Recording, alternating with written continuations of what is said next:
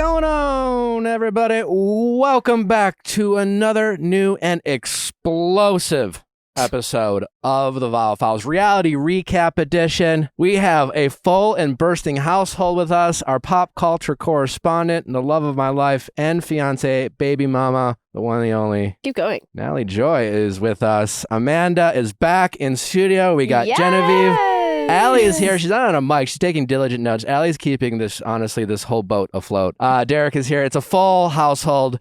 We have Rachel Recchia with us. We were really excited to have Rachel. It took a lot. It took a lot to get her. We are excited for you to hear our conversation with Rachel. She forgave Nick for everything Nick said. For everything I said. Yeah, Recchia and conciliation. Okay. Almost there. Quite the confrontation between us, but we worked through it. Absolutely. Also, there's so much to talk about this episode.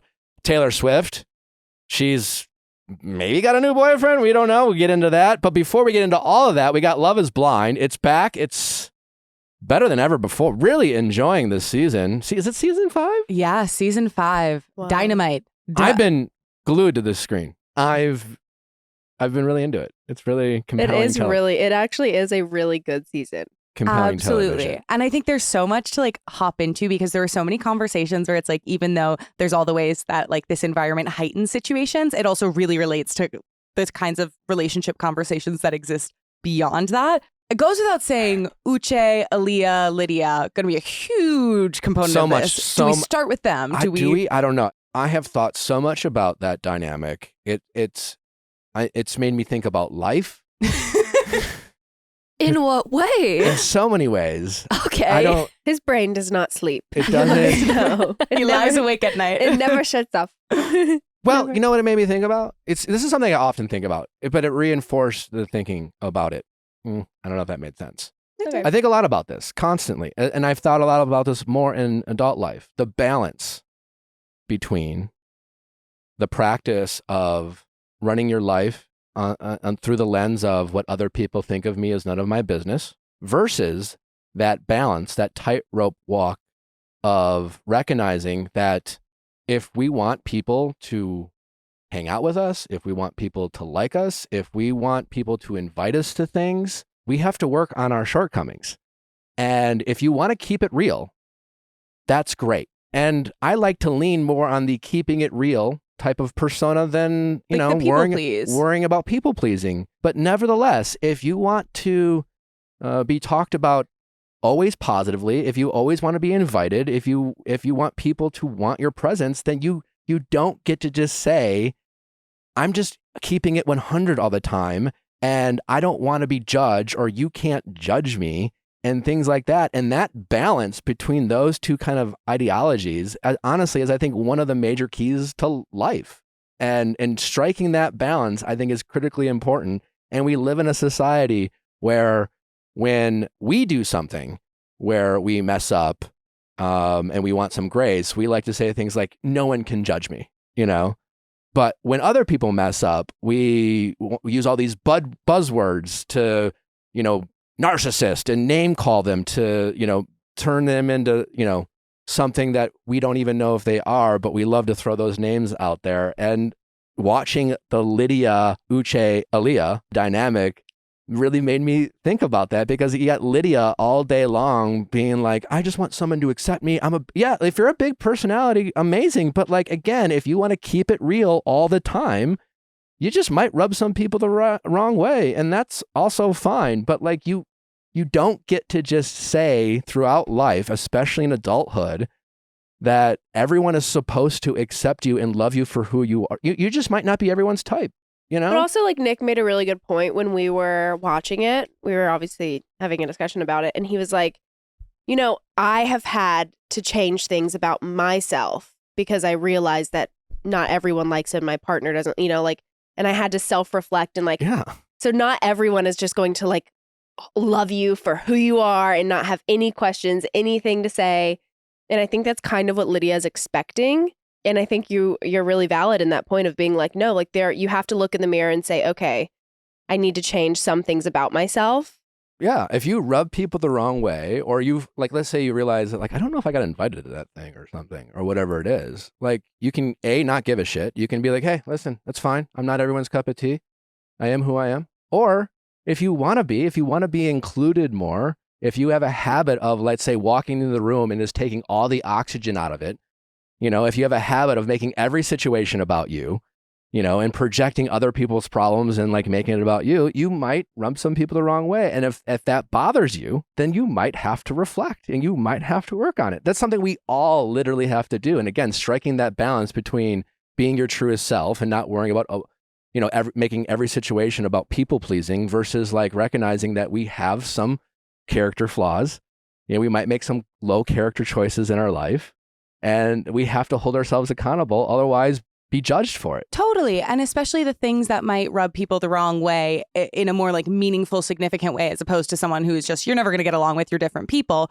The things that really impact someone who you do have a chance of connecting with are oftentimes things where probably want to do some more healing. They're usually indicative of things that you've experienced that you haven't fully like processed, made peace with, where it's so much better to look at it with a growth mindset of, instead of limiting yourself to who you are now, viewing yourself as someone who is capable of evolving and growing based off of feedback and being discerning about what feedback you take into account. But it's a much more kind of like beautiful and like optimistic way to look at life and your own capacity to view yourself as someone with potential to change. Yeah, totally. Because whether we like or not, we all judge. Whether we say it out loud or say it in our own voices, we all are judging ourselves, other people. No one watches reality TV and then listens to the podcast recapping it when they don't judge. Like, I judge football. I love sports. I love pop culture. All I'm doing is judging. But that's what all we do. And so you can say, well, no one has the right to judge me. It's just like that, but that's what everyone does. And you might not like it, but you might have to like work on it. And especially when it comes to relationships and friendships, we are not entitled for everyone to accept us just as who we are. That's where like recognizing that we're not going to be people pleasers. We can't be friends with everyone. And it's okay to have someone not accept you for who you are, and that's fine. But we don't get to demand from them that they like us or accept us and not judge us. Sometimes we fuck up. Sometimes we make mistakes and we have hurt people. And sometimes, we might get judged for it. And in those moments, it's up to us to try to make those people feel safe and let them know what work we have or haven't done, so that despite our mistakes in the past, that it might be safe for us to safe for them to still interact with us. I feel like that's a perfect segue to, obviously so much to get into with that triad, but with Uche and Aaliyah, the conversation about cheating in the past and the way that was handled. What was your take on that kind of initial response? What did you think? Obviously, he asked the question, right? He asked the question of, have you ever lied in a relationship? And she was like, yeah, I'm human. Like, I have lied in a relationship before. And he was like, okay, well, have you ever cheated in a relationship?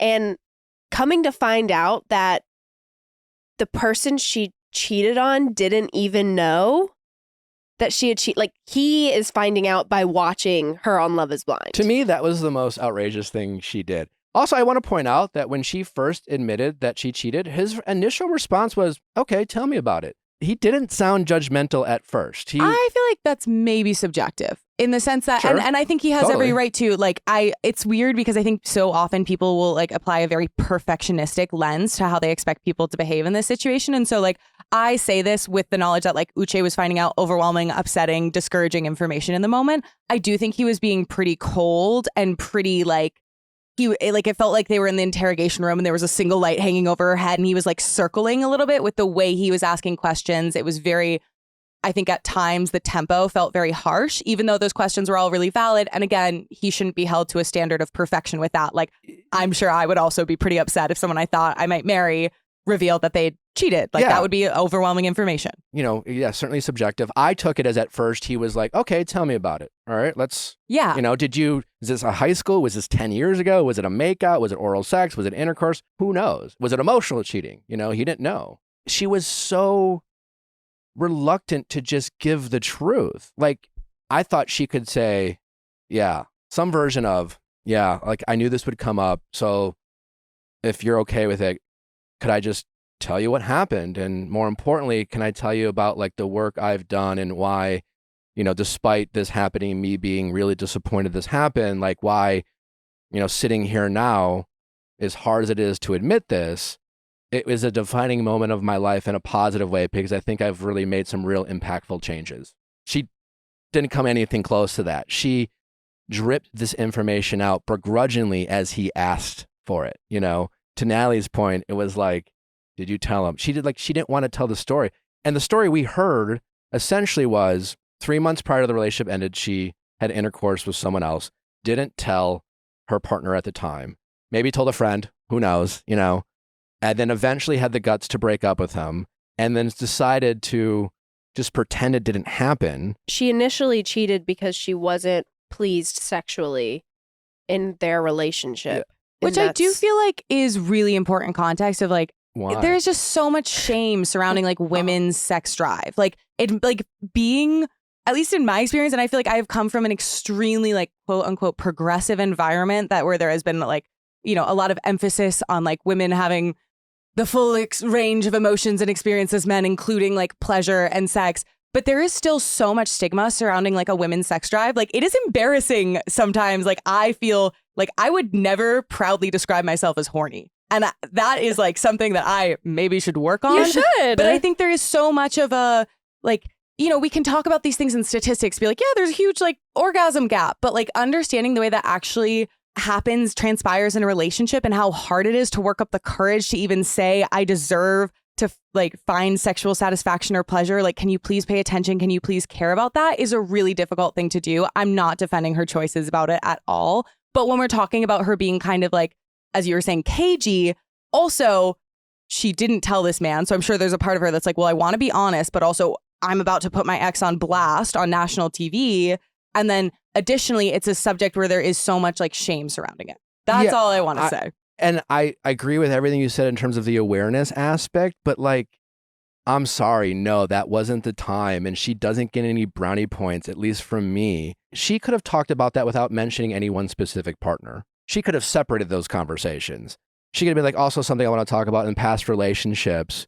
I've struggled with having my sexual needs met and it's been hard to communicate. And I feel like it's, I've gotten judgment for it, yada, yada, yada. No, to Natalie's point, she put this guy on fucking blast, not to mention, oh, by the way, just so you know, I cheated on you and you suck at sex.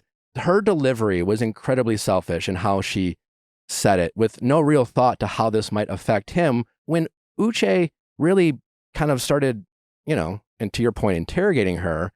It triggered her. And that's when she kind of lashed out and when she's like, well, what about my needs? Very Tom Sandoval-esque in terms of making her choices for not ending the relationship prior to getting her needs met and justifying the cheating, which again, maybe Aaliyah will never cheat again. I don't know. Maybe she learned her lesson. Maybe the shame that she felt and the shame she put on herself will be enough. I'm just saying in an environment where these two people barely know each other, I thought it was really fascinating to have Uche, despite maybe he could have been softer, he asked some good questions. Sure, I totally agree. Right? And I felt like she did not answer the questions to the point where it would give Uche the green light to move forward, in a sense that there was no delivery in what she said that told Uche this is someone who's done the work and understands why she made that low character choice in the moment, and that she's no longer, who knows, you can't predict the future. But again, the story she told was she just basically tried to pretend it didn't happen. And she wanted brownie points for being honest with him about it. I mean, she gets some points for it. I do think it was really important context though, like, because, the central thing of like cheat, like, why did this happen? Like, what was the context for that? I do think it was really relevant to say, I felt abandoned. It's not just being like, me had a tiny dick. It's saying like my sexual needs with the one person who like, But that's not why you cheated. We spent it so is. You feel abandoned? We spent 6 months criticizing Tom Sandoval for having a 7-month-long affair. That the timeline is not important. What is important is saying you don't get to blame Ariana. Like, no one accused Ariana for being perfect in her relationship, and no one said that their relationship was perfect and that Ariana, maybe as far as the relationship goes, didn't have some things. That's not why you cheat. That's not why, when I was literally sitting in a Jeep with Tom Sandoval and I was like, hey, at Special Forces, being like, why'd you do it? And don't tell me it was because of this, and this in the relationship. And if you're going to criticize Tom Sandoval for how he handled those like his language and how he talked about why he did it, that's not why she cheated. She cheated because she decided not to deal with the situation before she decided to meet her needs. She had, you know what I'm saying? She did say to Uche, what was I supposed to do? Like stay with someone who like wasn't pleasing me? And he was like, no, you break up with them. Yeah. Which And I so is very agree with valid. that. Yeah, And again, yeah. I am in no way defending her choice to cheat. Like that sucks. The high character thing would have been to break up with his partner. I just think it's the context, especially in being like, why was I in a place to make such a low character choice? If I'm going to say this was outside my character, that this is not the person who I am, I have evolved, I think it is important to say, like, what was the context that surrounded that horrible decision? And the context of, I tried so many times to initiate conversations, to work on this with a partner, and it's clear she felt stonewalled and abandoned in the relationship. And with monogamy, it's like, you are each other's one and only lifeline for sexuality. Sure, you can have a relationship with yourself, but like, you know, you are really counting on this person. And to feel like he doesn't care, and to also be fighting this internalized shame of like, but am I even entitled to feel this way? And, you know, on a conscious level, you're yes, but on a conditioned level, no. I just don't think there's an excuse for infidelity. And There's not. I'm just saying, like, she has every right to feel everything you talked about, I think is valid and is important. But when it comes to justifying cheating, no, I'm sorry, you don't get to say that. That might be why she felt the way she did. And she can articulate that. But that has nothing to do with why she chose to handle that situation. And if we're going to give anyone a pass to use that as a reason, then we're saying that there is a justification for cheating. Then you're saying cheating's wrong, but cheating's wrong, except, you know. No, like cheating is wrong, full stop. It is so wrong that it is essential it never happens again. So let's look at why it would have happened in the first time, see if there are ways. I think in describing what went wrong, that's like a way of indicating whether or not someone has grown. And I think it's fair to say that, like, you know, she was clearly coming into that conversation. I think she was nervous. I think she was uncomfortable. And I don't think she was speaking to, I totally hear where you're coming from of like, with Uche, he was clearly looking for reassurance. Like, how am I going to trust you, knowing that this has happened? And like, now the burden of proof is on you to prove that you are trustworthy. And she was clearly having really uncomfortable and having a hard time speaking to that. So, because if you're him, how is he supposed to have the confidence that going forward, let's say life happens, they're in a relationship, they're married, they have kids, and he is stressed out at work. He's in his early 40s, his sex drive has gone down, he's hyper stressed, he's not feeling it, they're disconnected, and they're having less sex. And despite her best efforts, he just can't find the libido to please his partner for a period of time. And let's say that happens for 6, 8, 12 months. What confidence does he has that she won't step out again? I was literally talking to Tom Sandoval in Special Forces and trying to explain to him, he was essentially making the same argument. I'm like, you say you understand cheating's wrong, but you keep subtly suggesting that, you know, you had no other choice. You had no other choice. And I'm saying, what future partner has the confidence that when life happens, not when you're in the honeymoon phase and you're like, I'll never hurt you, but like 5 years later, when you're just like in a relationship and, you know, feeling connected in itself is a struggle. And then you meet someone who validates you, who gives you attention, who makes you feel ways that your partner hasn't made you feel in 6 or 7 months. Like, what confidence does your partner have that you're not going to do the same thing? And I'm just saying, like, all I'm saying is that Aaliyah, I don't know whether she's going to do it again, but what she said wouldn't give me the confidence that she has done the work. And I think if you're Uche, you have the right to like be hyper disappointed. The next time they met, he was apologizing to her and kind of washed over all his concerns. I thought that was a defining moment. Let's say we fast forward 2 years, right?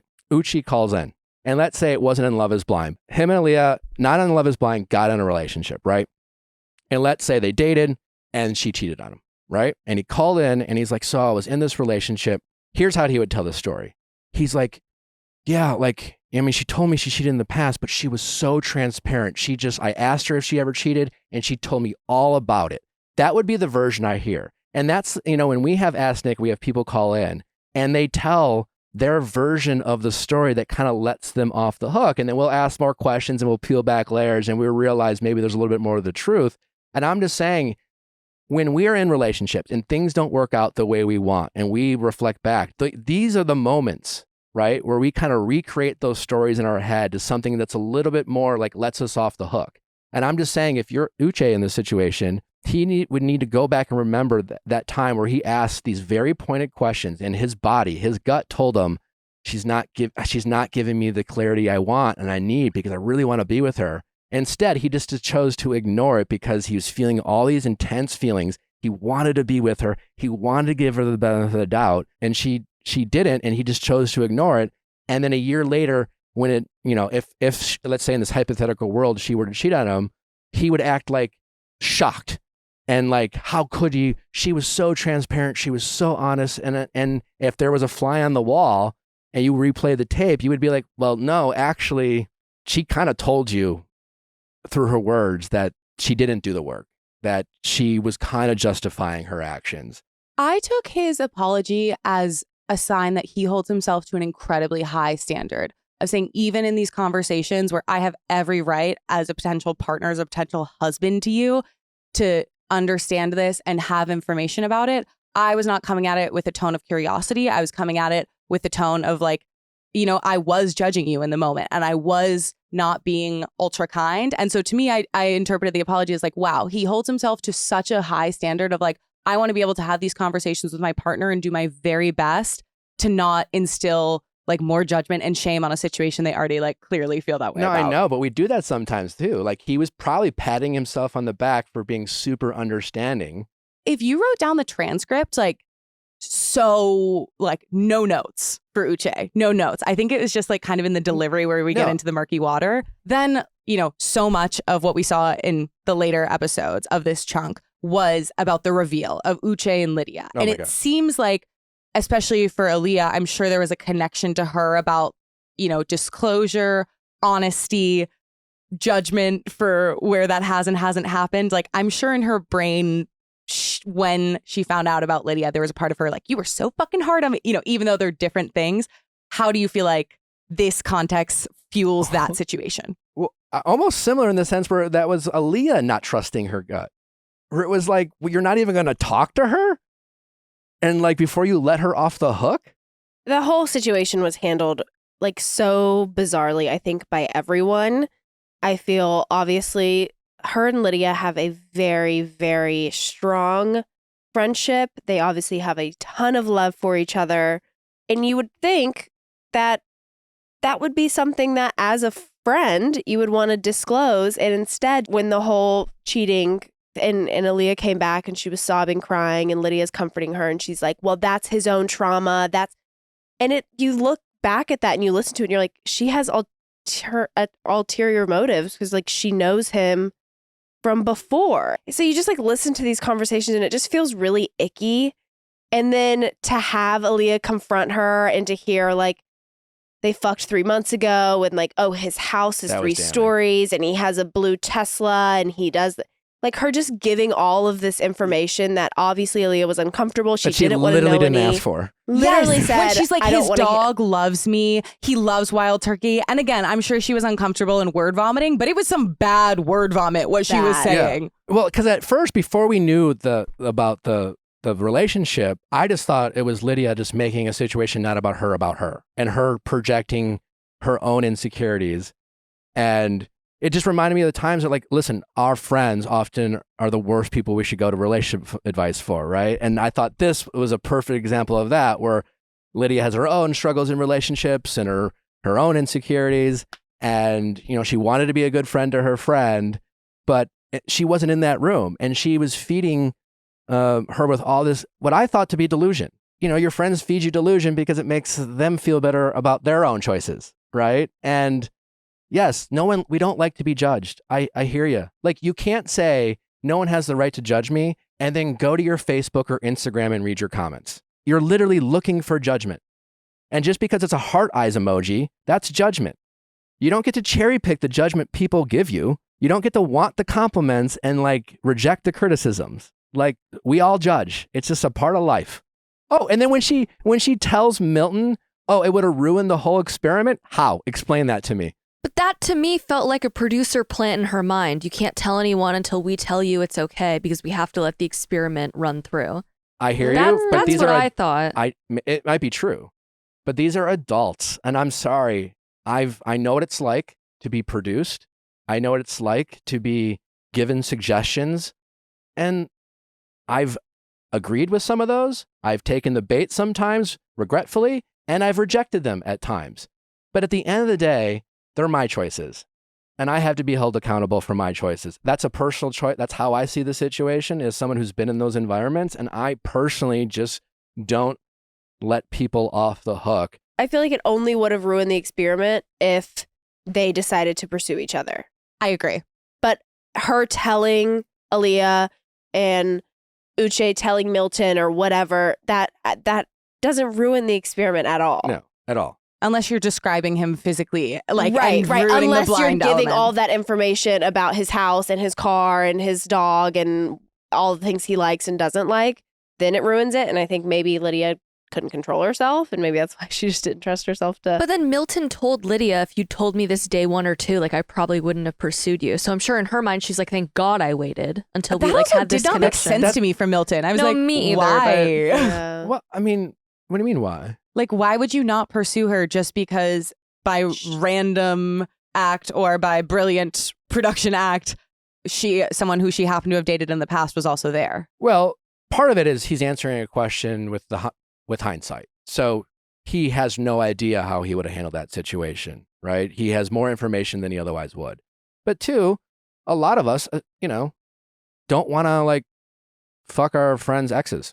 These people are making fast friends. They're living in this pod. They're spending all this time. The men are spending time with the men. The women spend time. They're bonding incredibly fast. So if you would have found out on day 3, that's 3 intense days with Uche making a friendship and then finding out he had slept with someone else, 3 months earlier.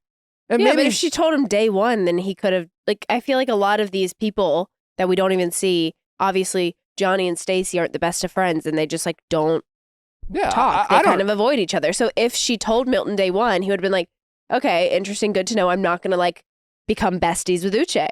Maybe you're absolutely right. Like I said, I don't think Milton really knows because now he's answering the question through the lens of he's really close with Uche, and despite him wanting to give Lydia the benefit of the doubt, he feels lied to. He feels an omission of the truth is often a lie. Also, Lydia, I feel like, was selling Milton like a timeshare presentation. What about the proposal? Like, I think the theme of this season is no one wants to leave this show not engaged. Which I get, that's like the hope. You go on hoping but it's like shit, all right, I'm down to my like number 4, but like I'll still marry you, number 4. Like I love you just as much as I love number 1. And it's like you just want to be like, engaged. Well, and honestly, that explanation might be better than the alternative, which is they're just kind of liars. That's like the best choice of the choices of why are they acting this way? Because yeah, it's like maybe they want to see this experiment through. I feel like that's the perfect segue to get into the Johnny, Chris, Izzy situation.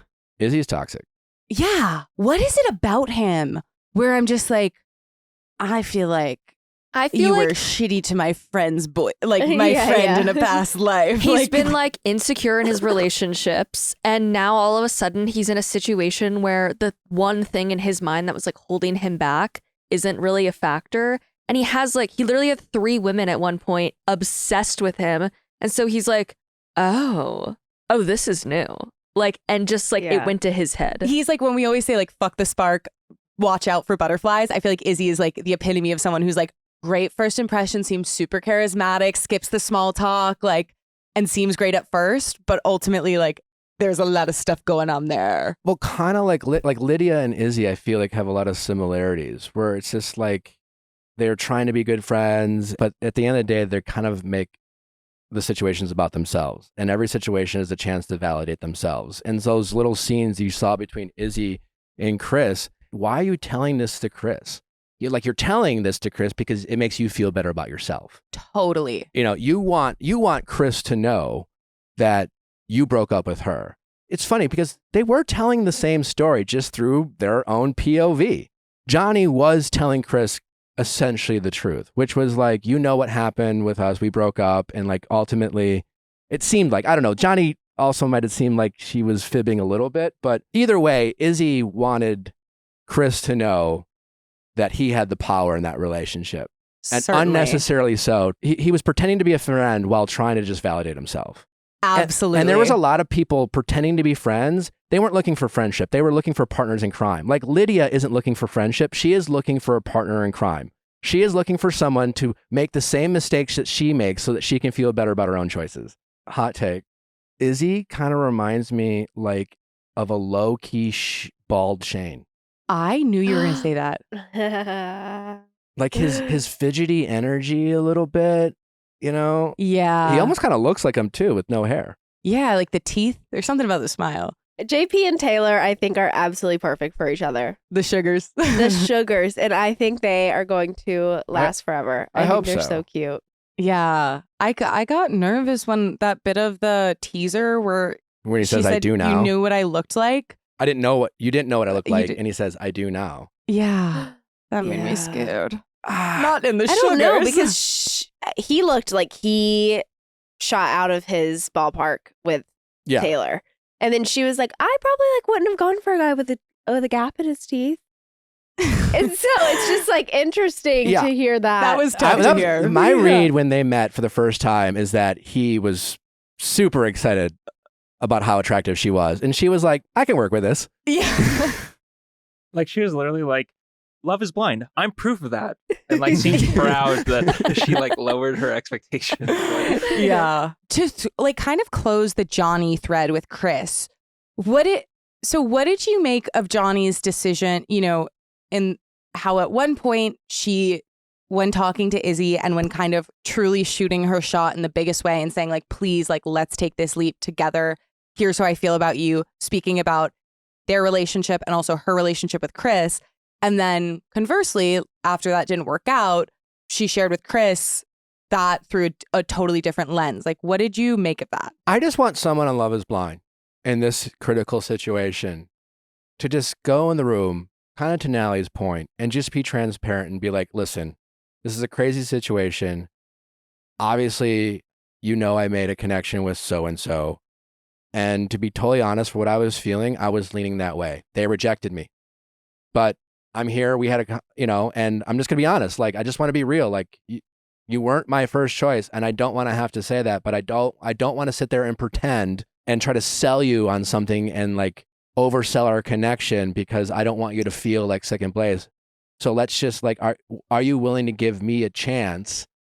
And let's just see if we can go from here because this is a crazy thing that we're doing. And who knows if I got it right or wrong. Like, I just want someone to just like kind of own that rather than try to dress it up as into something they're not.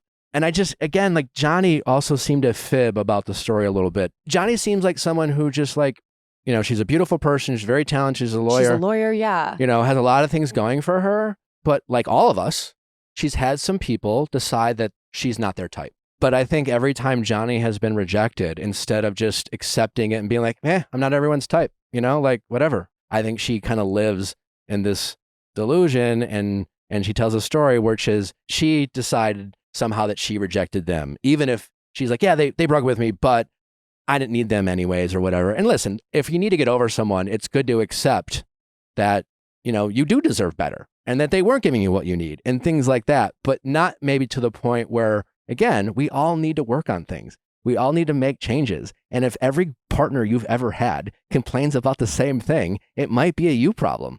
And I'm sorry if you don't want to be judged for it, but like that is life. We all have bad habits. We all do things that are annoying and we have to work really hard. And like, I'm someone who's had to like look in the mirror and if I didn't like certain things or I didn't like how people reacted to certain things, if I wanted to change, I had to make some changes.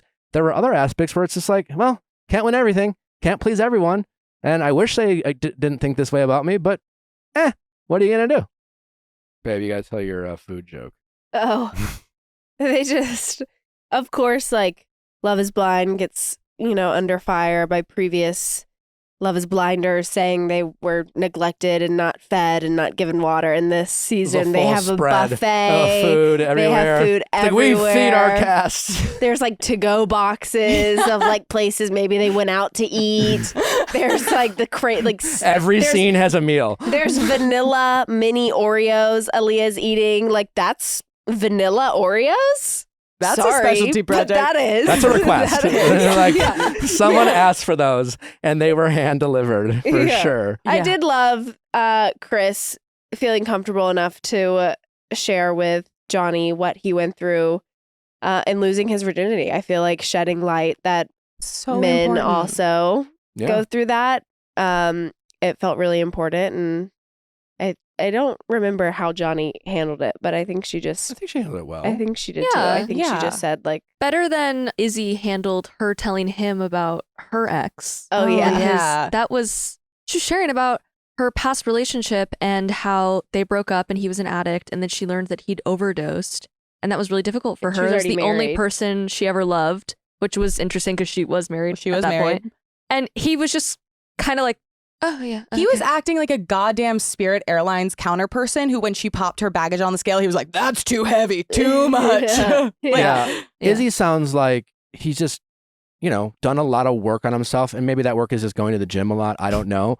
But to the point where now he's just kind of self-centered and selfish, where it's just like he just wants to talk about all his work. And again, we've all done these things. And that's what I love about Love is Blind. Like, it's just like a microcosm of all these bad choices we've all made in the world. And these all seem like normal people, some of which have made some bad choices, have had some bad things happen to them, have been selfish, are selfish, like not narcissistic or sociopathic, just like normal human beings who have, gotten it right, gotten it wrong, still getting it right, still getting it wrong, and we're watching it unfold, and it's been really fascinating to watch.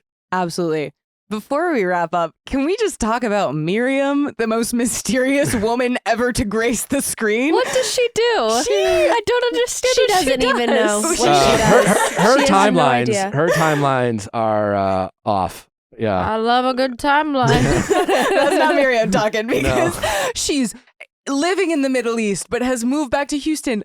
And the most bizarre part of that was when she said, he was like, oh, what do you do in dermatology? Like, do you make your own skincare products? And she said, it's a very unique composition. Oh. What does that mean? Mm. Oh, and then she was like, oh, no, but I already have a place. But then it was... She was like, I'm moving in a few weeks. And he was like, oh, where are you going to move to? And she goes, no, I'm already there. Like, she kept laughing. She's like laughing. Like, She's like, why don't you know this? yeah, like, are you not paying attention? I'm not being confusing. Why are you confused? Like, I it's loved so as like a funny. little kind of puckish agent of chaos in the dating world to be like, tee hee, you'll never catch me. You'll never find out my truth. I just in general, like reality TV, I love the competition for saddest stories, and some of them land, because some of them are truly obviously Chris, a very vulnerable story he shared, and Totally. Enlightening and important to have those conversations. And then there's Milton, who maybe it was edited, I don't know, but his sad story was, I was born in Hawaii, then I got to live in Japan, and then overnight I became a genius. Was essentially his story. Now, again, I'm paraphrasing a little bit, but if he I'm had here, a hard time in Japan. he had a hard time in Japan, which I get it. I'm sure it wasn't the most fun, but he's like, yeah. And then I didn't feel smart, and then wham, I was Genius. a genius. Okay, but it's just everyone has to tell their sad story, and whatever it is, they do their best. And again, they're I just. mean, that's like asking Nick to tell a sad story Yeah, it's about his life. I mean, I can come up with something where I felt I've been bullied, I felt sad, but compared to someone like Chris or someone like Taylor, who's is very vulnerable about the personal struggles they had that they've really had to work hard through. There's some really compelling stories, and then some of them are just you've lived you lived. Although it was really at a very different point when Milton was saying, I've looked at statistics for people who are my height and have scoliosis, I think it was. And he was like, I don't have long left. Oh my God. Haunting. I was like, oh no, Milton. Yeah, why did they leave with that? I was so glad though that he did bring light to the fact that we used to get checked for scoliosis in school. I thought that I have told that to people several times. They're like, wait, really? You did? We'd have to literally go into like a curtained area, pull your shirt up, and like some doctor would like rub your spine and make sure. Like, was that normal? Or illegal? Or illegal? You had to bend over, yes. No, because we were Not like be in our bend little over. like plaid skirts and like bending over. I don't even think we had like a normal doctor This even. I think it was like a parent. sounds wrong. It Unacceptable. was like a parent in the nurse's office. They'd be like, bend over, sweetie. No, ours was like, it was like a fire drill. It was like, everyone, it's time for scoliosis screening. Like, head into the auditorium. You like stood in a line all day and finally like got your way up there, bent over. And I always wanted to have scoliosis so bad. I thought it was so Why? cool. I thought it was so cool. I always wanted to have a broken arm. Right? I wanted like, you crutches. Yeah, to have people like sign the cast and everything. Crutches with a broken arm. I do. And a leg. I wanted both. I also want to give a shout out to Stacy for the way she comforted Lydia after Lydia sort of talked to Milton about the uche of it all and the history, because Stacy said something that I thought was so profound and brilliant, where she was like, your past is a roadmap for how people can love you better. Yeah, love.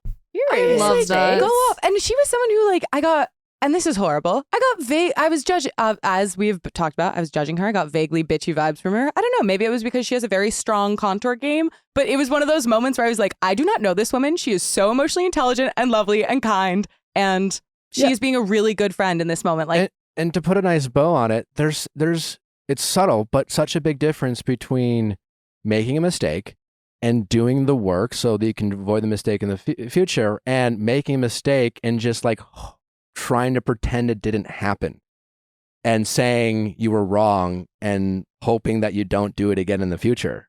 And, you know, as I always say, our choices matter, you know, like we make choices. It can affect us and other people, and it can fuck up our lives. And the difference between it fucking up our lives and letting it being and letting it be a launching pad for concrete change, you know, is subtle but important, and doing the work is all the difference. it sure is. Well, Ugh.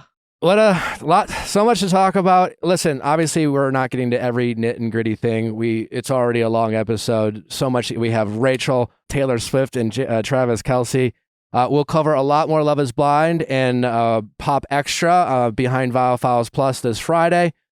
Be sure to tune in for that. Also, we'll be covering Special Forces, aired last night. It's also on Hulu if you haven't checked it out. Yours truly, Tom Sandoval, Tyler Cameron, and many more people are on it. I hope you're watching it. We'll be talking about it on Thursday's episode of Going Deeper, along with Raven Simone and her wife Miranda are with us.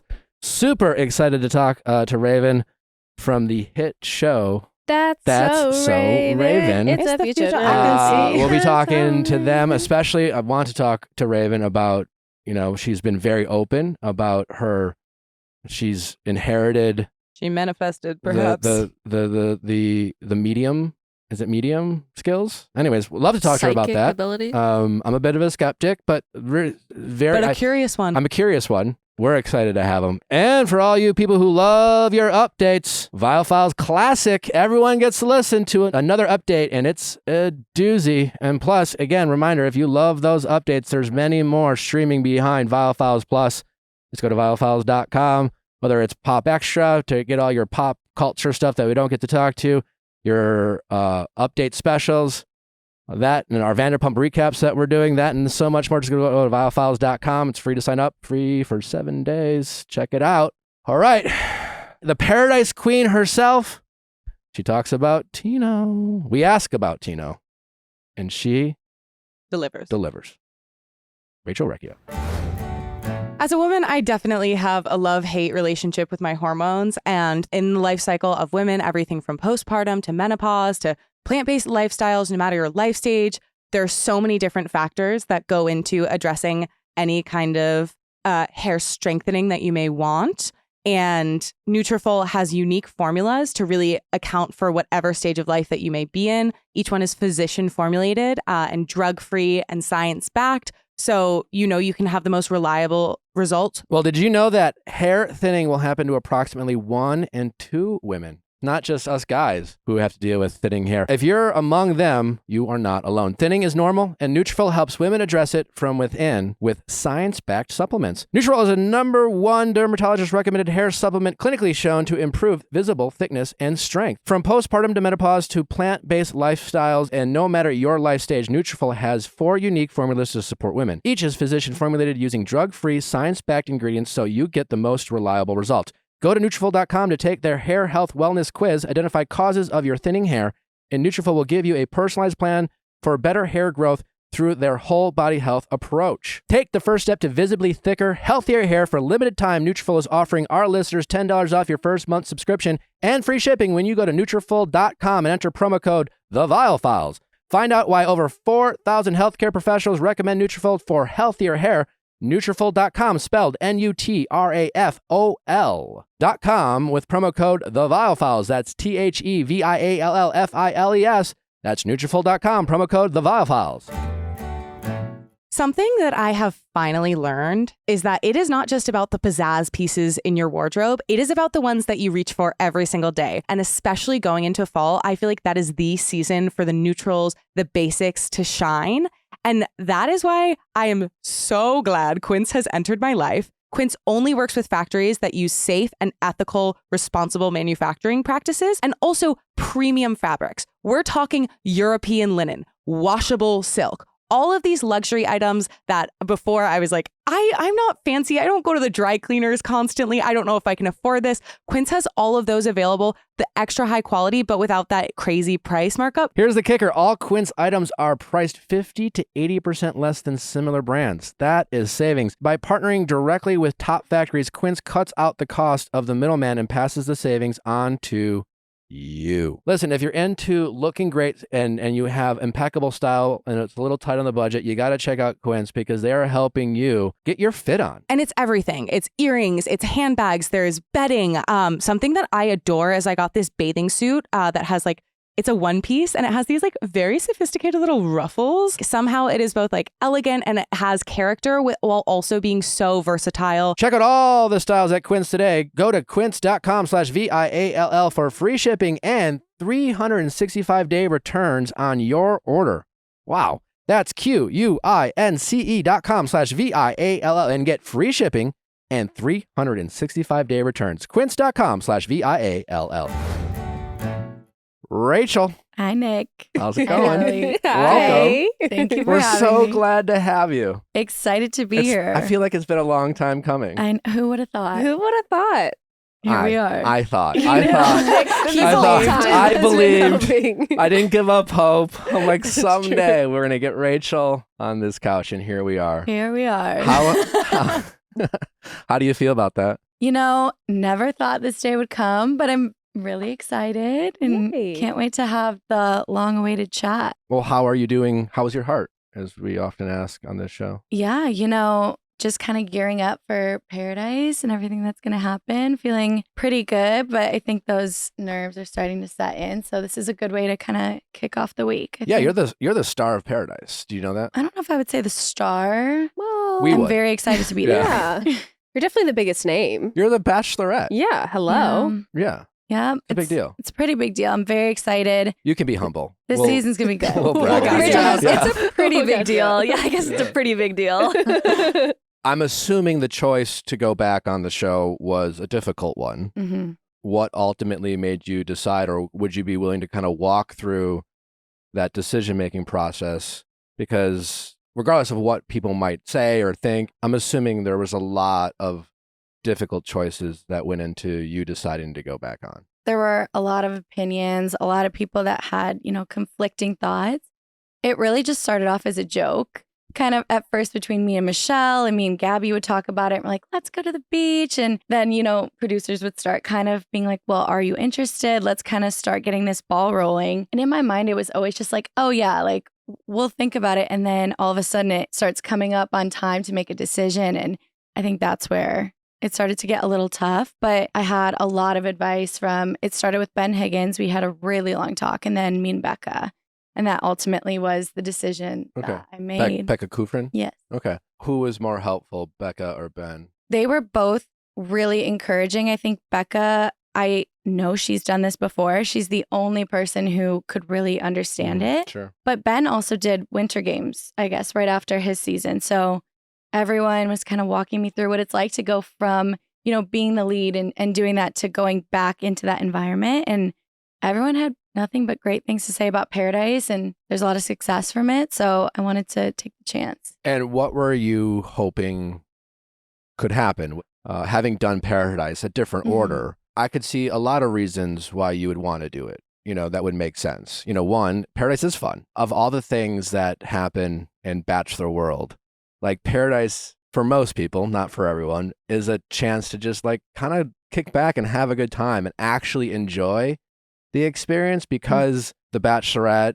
or the Bachelor, when you're on the other end, especially like you're on Clayton's season, obviously stressful. Your season, obviously stressful. And it's like a chance to just like, you know what? I actually want to go on this goddamn show and actually have a good time is like a desire, I think, for people. And I think a valid one.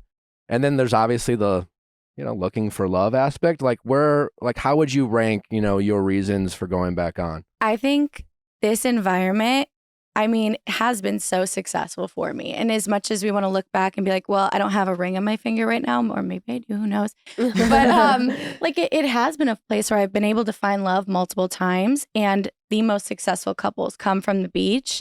And like you said, my first time on The Bachelor, I was so nervous. I was so quiet. I really hung in the back. On my season, I took it really, really seriously. And I think this was my one chance to go and have fun and be in that environment again, but also find love in that environment. And so, yeah, I think out of all three, they're very different, but Paradise might be my favorite.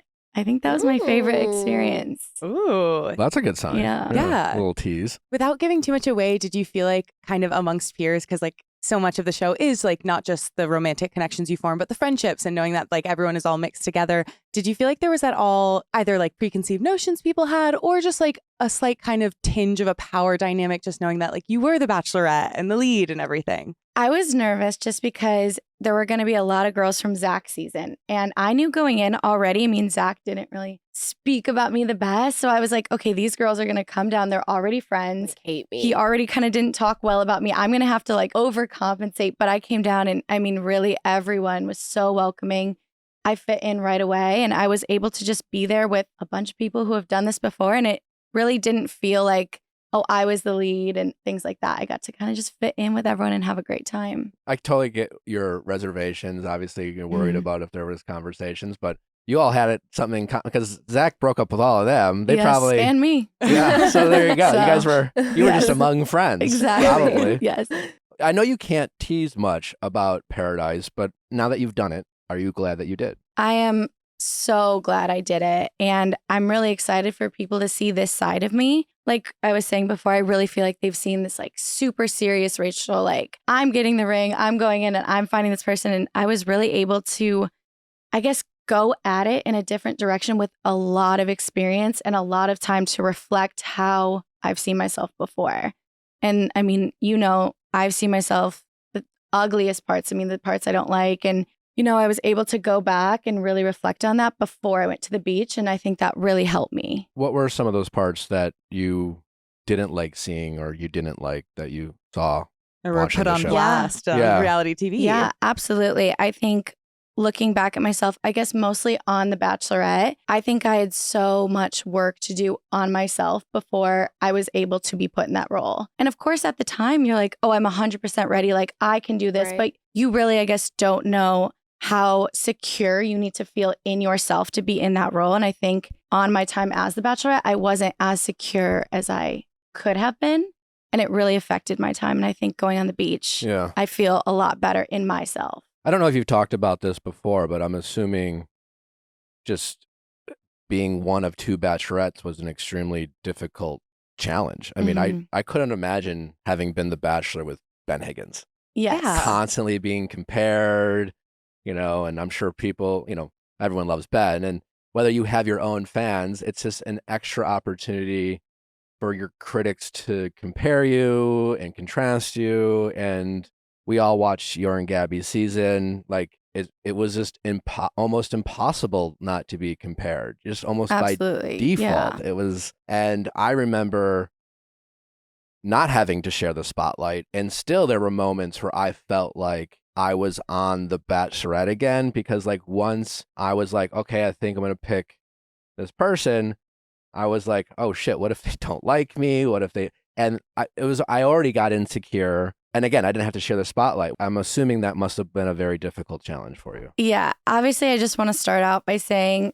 like, yes, it was so difficult. There were so many things. I am so happy I did it with Gabby. Like, our friendship and like the way we are, it was worth everything to have someone like that in my life. But of course, it was so hard. Not only were we doing it for the first time, we were leads for the first time, but production, everyone was doing this for the first time. Like, how do we balance this? How do we make the girls both equally feel special? And I think the biggest thing for me looking back was the power, and everything was completely in the men's hands. Totally. And it was kind of just week after week, like, what's going to happen to me? And I mean, people watch that rose ceremony where I got all those roses rejected, and you're already like, why am I here? Like, these people are supposed to want to date me. And then the week after the Logan issue, and it's like, I got to a point, even just with me, I was like, do you guys want me to leave? Like, do you guys just want the one Bachelorette thing? Like, because if that's the case, I'll step down and that's fine. But you start to get really in your head, just comparing yourself subconsciously. And of course, Gabby's the most beautiful, secure woman. And I'm like, oh my gosh, like doing this for the first time. So it was just, yeah, it was crazy. And I think the environment wasn't the best for me. So yeah, I think Paradise was a little bit more of my environment. Did you make any good friends down there? Like, who did you become close with? Did anyone surprise you?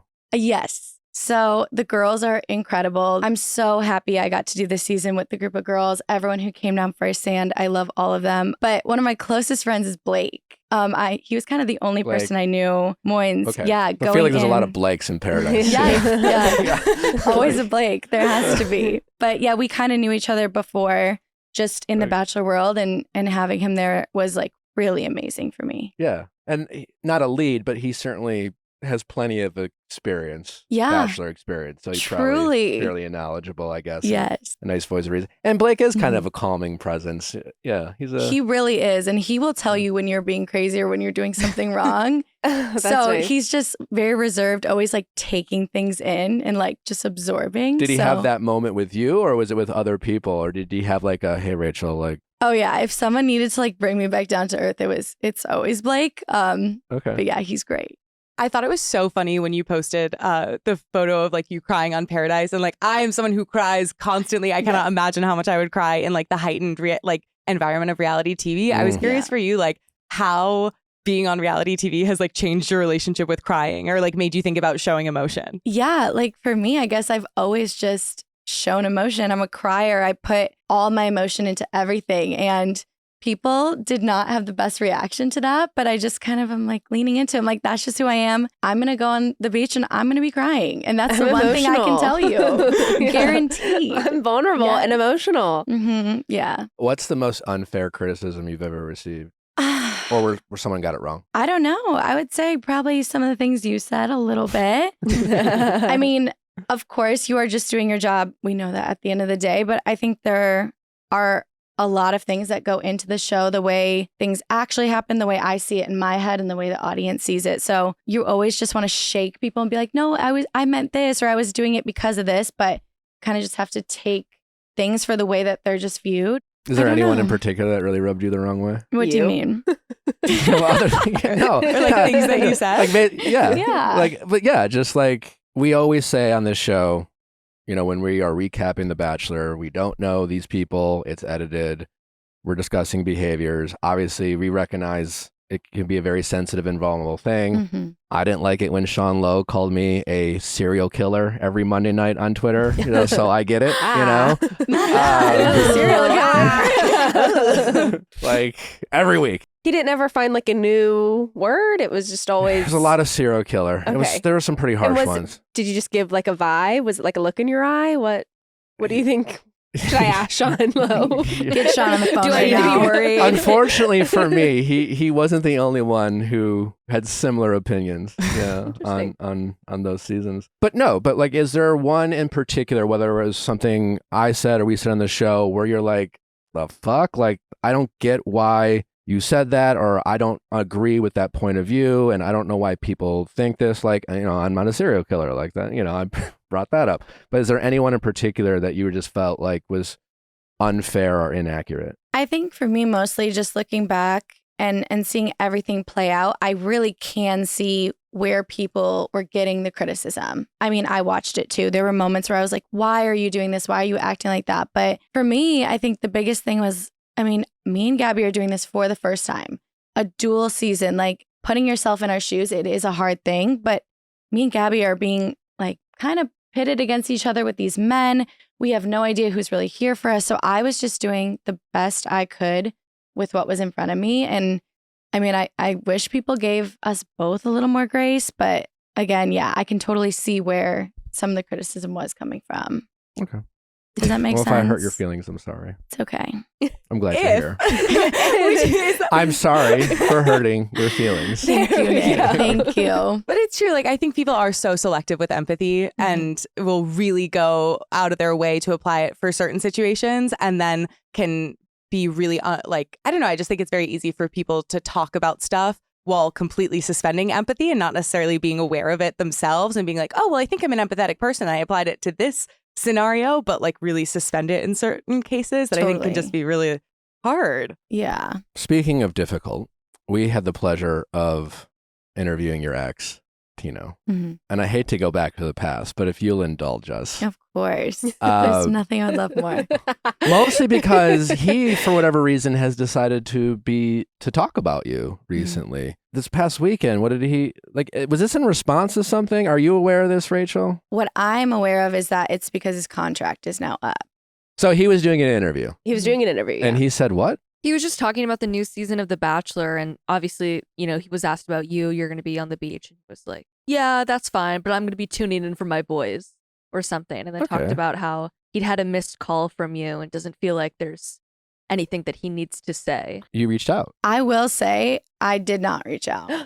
Oh, I didn't. Lies. But like I said before, my big thing is I really do love being able to have that friendship with my exes. I have one with Clayton, with Zach, with Avon, with everyone except him. That is something I really would love to have in the future, at least be civil. As far as I know, I did not reach out to him. And I do think it's interesting that a call is the only thing I guess you can't provide like a receipt for. Because I tried to scroll back. I was like, oh, did I? Maybe you pocket called him? Did I call him? No, Yeah. I don't even know. Because maybe I did call him. I Right. don't know. I went back and I was like, oh, you can't even go back that far in your calls. So I was like, I really don't think I called him. But to your knowledge, you didn't. Yeah. To my knowledge, I didn't. Hmm. I would love to have a conversation with him if he's ever open to it. I'm not willing to die on that hill if he thinks I called him. Bachelor world is so small, and it's Mhm. like there's just no need to have any Exactly. bad blood. It's just Yes. not worth it. And then what recently? He said, she's perfect for somebody. It's just not me. I really think she will be an excellent partner to someone else. But that was in response to him earlier saying something like, if she thinks she can find love on the beach, good luck, or That- something like that. Yeah. Well, he Good said for that her. She in said good multiple for ways. her. Good for her. Yes. Not good luck. Good, Yes. Yeah, good for her. It's like the That's like Gwyneth ominous. Paltrow, I wish you Good well. luck. Yeah. But there's, is it possible that he was more speaking about Bachelor world? Like if she thinks she can, do Well- you think do you see that as a dig? So the two, I guess, quotes that really did hurt me, I'll be completely honest, and I will say this so on the record. I don't have control over how my time on The Bachelorette ended. Mhm. I just don't. And to hear him say, if she thinks that she can find love, good luck, all while talking about how easy it's been for him to be dating again and move on. And I think another thing he said was, she needs a couple years. And then when He said she that? gets out of the spotlight, she'll be able to find someone. But I can find the exact quote, but that's what he said in the most recent he interview. was giving you dating That's advice? so for- condescending. I just Tino. don't understand why. Why am I not allowed to move on, and why am I not allowed to find love? Why in do an I need a couple environment- years? Yeah, Tino, why are you giving Rachel relationship advice? I know you're going to listen to this. Yeah.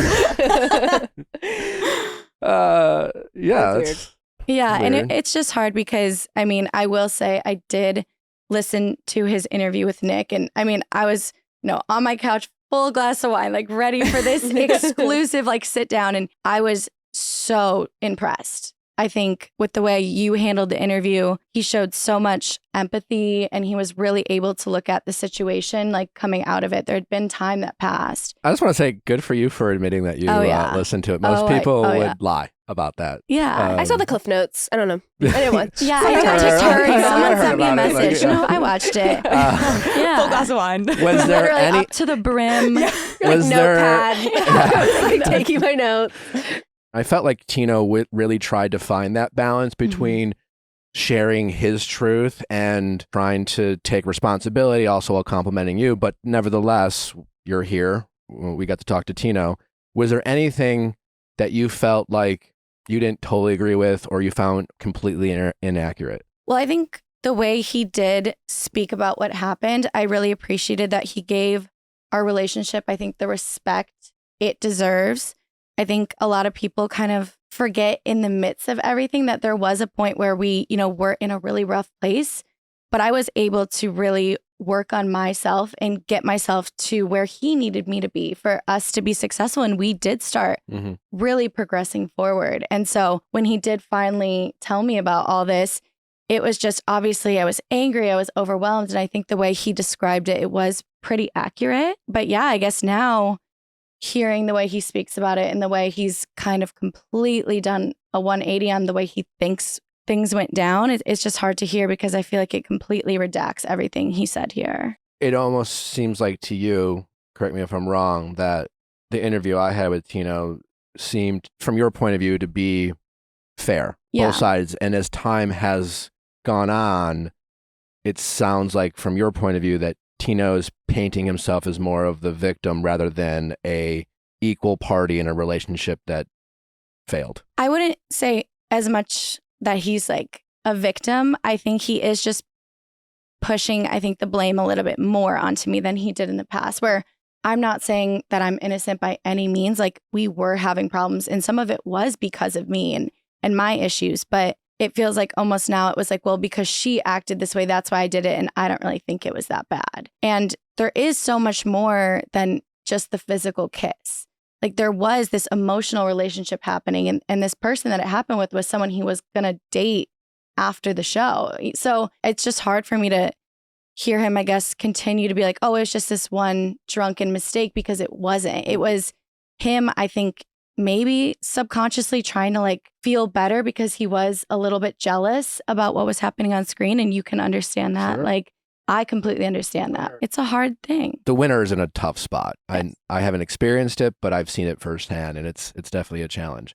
This wasn't some random girl. No. What do you mean by that? Because I got the impression I think that's what he. it was just some girl he ran into at a said. party. Yeah. No, he was going to not date, but was planning on seeing this girl, got casted on the show. I know he told me, it didn't really go anywhere because he wanted to put his all into the show and see where it went. But I don't think anyone goes on and they're like, you know what, I'm getting engaged, like 100%. He didn't know. And so he came back and she was kind of like, okay, like, where's this going? Why aren't we dating? And he was put in this awkward position of, I have a contract. I can't tell her this. And when he did tell me the story, he was like, there'd been a couple of times where I was out and we were flirting a little. There was a little bit of like texting. And I was like, like, that's fine. Like, flirting, it's innocent. And I think it was coming from a place of Understanding queen. well, not It's flirting. It's fine. in It's the like, same cool. conversation. He did tell me he cheated on me, and then I was like, hang up. Okay, Like, never so mind. Yeah. I wasn't like, oh, like completely understanding, but But you were trying I to was trying to be like, that's empathetic to okay, the like- situation he was in. yeah.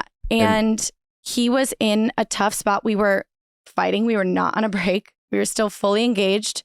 As you know, I don't have a ring to give back to this man. We don't have the ring. Yeah. They take it away. Yeah. So we did talk about taking a step back because the relationship was failing. And I was talking to my therapist and I'm like, I don't know what to do. Like, I'm going to marry this person, but it's not working. And she's like, well, why don't you guys try to be friends?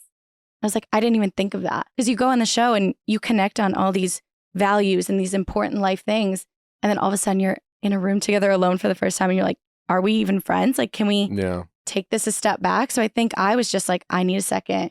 We need to take a step back. And understandably, he was upset completely understand. And yeah, I guess there's just a lot to the story. It doesn't matter now. I really have moved forward. That's not something I want to like harp on or be like, he was wrong for this, this, and this. But I guess it's just hard to know what I know and then still have all this still You're doing coming us out. a favor. You're just answering our questions. Yeah. And also to hear him start to be negative. Mhm. It's like, for what and for why? Like, we've moved, it's been so long, we've moved past it. Exactly. What would you have done differently if you could go back with regards to that relationship? I mean, there's so much. I think even just for me, I really was needing him to be like 100% there for me. And I think there were times where I can't understand what he was going through as someone who is engaged and now has to watch back me have these relationships, see everyone online being like, oh, she's 100% with Zach. She's 100% with Avon. It upset him. And he would bring those things to me. And I'm like, well, I picked you. Like, can you just be here for me now? Because I'm going through all this stuff. And I wish I would have been more of a supportive partner in that regard, because I definitely did fall short in that. But it's almost impossible. Yeah, it's hard to go back and say what I would have done different. I tried my best. I really worked on the relationship. I did everything I could for it to work. But I think when you're already in such a rocky place, when something like that happens after you promised to spend the rest of your life with me, I don't think I'm in the wrong for ending it. Yeah. I can't speak to like why Tino decided to give you relationship advice third party or why he's saying what he's saying. But, you know, when I talked to Tino, when I interviewed him, even during the interview and after the interview, he really did overall have nothing but nice things to say about you. He had his frustrations and certainly he had a lot of hurt and pain. Or like and disappointment. It was like, obviously at the time when I interviewed him, it was pretty raw, you know?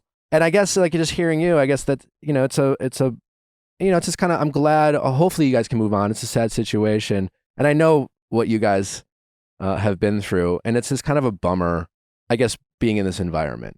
And, you know, sometimes we play a role in it, this show, but just the audience and the fans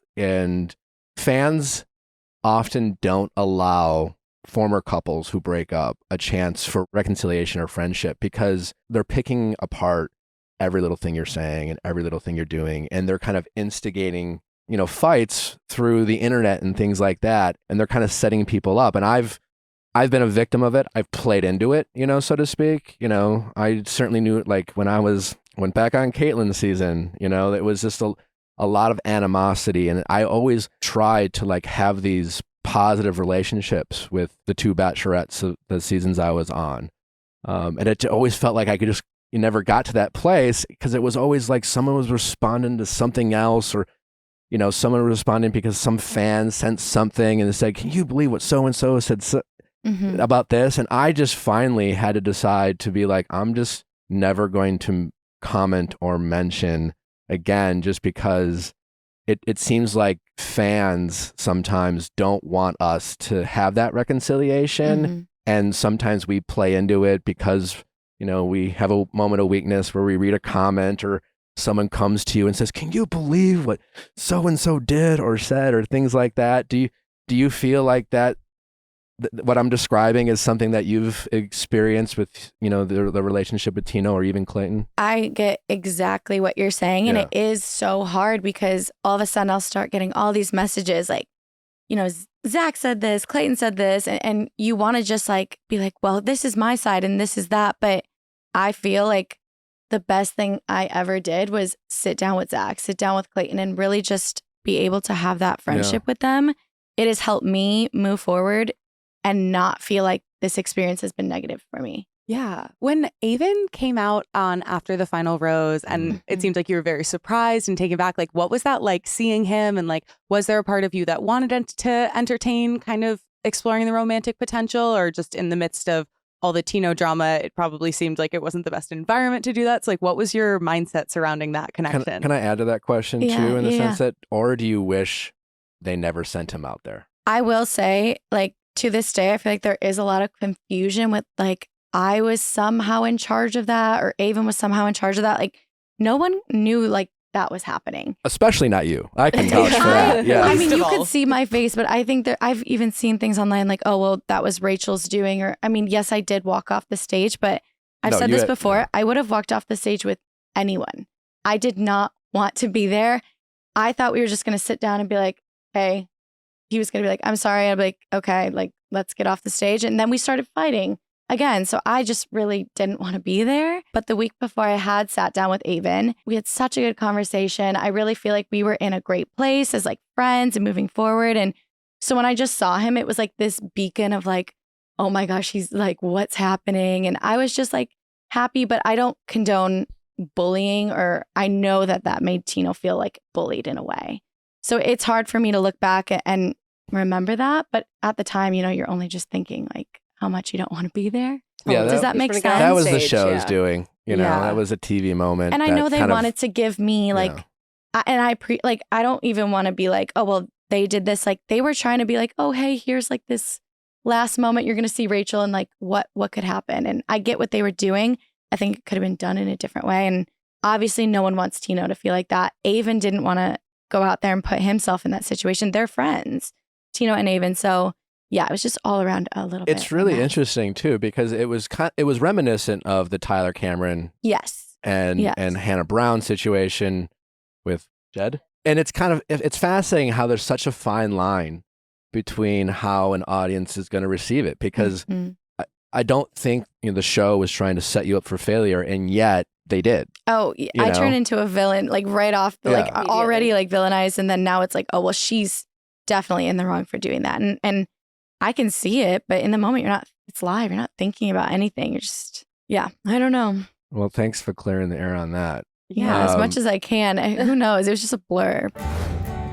All you people listening to our podcast who love to walk the city, you're walking warriors. I'm one of them. I love to get outside whenever I can get my steps in. Well, if you live in a city, often you are dealing with inclement weather. You're dealing with puddles. You're dealing with stuff that gets your feet wet, it gets your feet dirty. And you also want to be comfortable. Like sometimes you have to give up like protecting your feet, like when you're wearing tennis shoes, because you want that comfort. But like they could get dirty if they get wet. And there's nothing worse than having wet, soggy feet when you're like walking the city, or you're hiking, or you're like Madonna, you've been traveling, Oh my and gosh, you're always yes. on the go. And like, you'll leave your hotel room in the morning, you come back late at night because you want to make the most of it. But if you get wet feet in the morning, game over. You can wear comfortable tennis shoes that are also waterproof, keep your feet dry and comfortable all at the same time with Vessi. And plus they got great styles. You don't have to give up style for comfort. Not with Vessi. They have a bunch of great styles, super comfortable, and most importantly, 100% waterproof. Not a 90% waterproof, not mostly waterproof,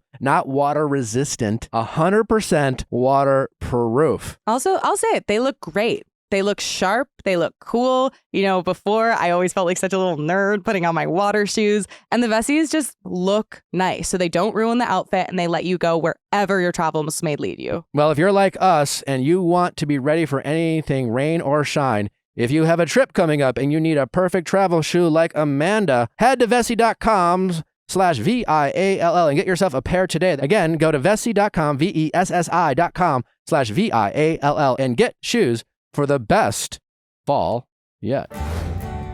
Should we talk about Taylor Swift and Travis Kelce? Oh my God. Are you following that, Rachel? I was gone all weekend, so I like Are you a didn't know Swiftie? that. Yes, of course I'm a Swiftie. Oh my God, let us Yeah. tell you then. But she was at the game or something. I didn't see. Yeah, she like- was. Oh, with so it's his like a mother, fish? standing beside his Hard mom, launch by the mom. right? And walking out together. And in his drop top convertible, Yeah, like into old, the sunset. And I can't wait for the beautiful. album. His that's gonna come outfit- from this. so good. his outfit that he was wearing to the Yes. game is 1989 reminiscent. I think the It's like the bedroom painting. Yeah. The name of the name of the outfit is 1989 or Yeah. something. She She picked it is out for him, right? Literally mastermind. No, yeah, totally. Didn't she? She picked it out for him. I feel like Or he picked it out for himself and he was like, this is This going to is make funny. people Yeah. go No, crazy. I think they're leaning the fuck in. So I read a tweet about someone saying how like in 8 years of dating Joel, Joe, whatever. you keep doing this. Because I Disrespecting my guy. mentioned like her name once, and how like Travis has been kind of, he's talking a lot about her in a way that like it seems like a lot of Taylor's fans appreciate, in a sense. Like he's proud to be like courting her, and he's proud to be pursuing her, where like almost like Joe almost like didn't ever want to mention her name, and like almost was like uncomfy about dating Taylor and that like a lot of the fans seem to be appreciating Travis's pursuit of Taylor. Well, we were saying this like when she and Joe first broke up that, you know, she needs to find someone who's like top of their game as well, but in a completely different field as her. And that's what he is. Didn't they win last year? They won the Super Bowl. Okay, yeah. Yeah. So Oh, there wow. you go. I mean, So like, there you this is a go. dream come true for me. These are like my two favorite worlds colliding. You got pop culture and football. And like whatever y'all need to know about this football side of things, I am here to let you guys know. For you, Travis is considered by many to be one of the greatest tight ends of all time. Obviously, you know of Gronk, Amanda, being the Patriots I fans sure you do. are, but the more Travis plays, the more he is challenging Gronk for that title. Hey, if Gronk hadn't gotten injured constantly, I think. Sure, yeah. But it's And- like, you know, because I think there was a little bit of a rumor that, you know, he was like, I think he publicly invited her to a game, Yes. right? Okay. He even said. And you know, yeah. And you know that she was probably like, I'm not like really interested in you, Travis. And he was like, just come to a game. Like, just come to a fucking game. And he scores touchdowns and he's like so swaggy. Yeah, it's like he and knows. has It's just so like, much- you're going to see me. Yeah. And she's up there screaming, let's fucking go. Like, she is into it. She loves it. It's so I cute. really like an athlete for Taylor. It's Yeah. fun. It's different. Right? Not Yeah. like these other like emo musicians or magicians. Maybe she's dating a magician. She's too successful in her Yeah. own career to be dating other. People in her league. Yeah. Because she's top of the league. She's so top of the league. So she went to the National Football So one. she went to the National Football League and she's dating someone who's also at the height of his game Absolutely. perfect. and doesn't need to compete with her. Like Travis Kelce is not lacking No, in confidence and charisma. no. Like Certainly not. he is a charismatic king. And I think he can really hold his own. And also in terms of work ethic, like for her being on a tour, the amount of physical exertion it is to perform for that amount of time and just like the rigors of travel, he can truly empathize and understand what it's like to be in the thick of that kind of insane schedule. Because he is also performing for a length of time and he's just exhausted Yeah. for 3 hours. Anyone 4 who's out there being like, I don't get what's such a big deal about it, like whatever. Like, first, you're not fun. This is just fun. Who First of is all, saying shut the fuck that? up. I don't like There that. are people out there. I don't like that. I've seen I it. feel like this situation is going to inspire a lot of like book talk books in a year or two of like famous singer secretly dating famous athlete. You know what I mean? Because it's so like worlds It's divided. rom-com. Like, yeah, it's You're gonna so get- you're- Really gonna you're- make Yeah. a good 2010 rom-com. You're going to Yeah. get more and more athletes dating celebrities outside of, outside of athletics and talking about it. Because this is going to be big for Travis.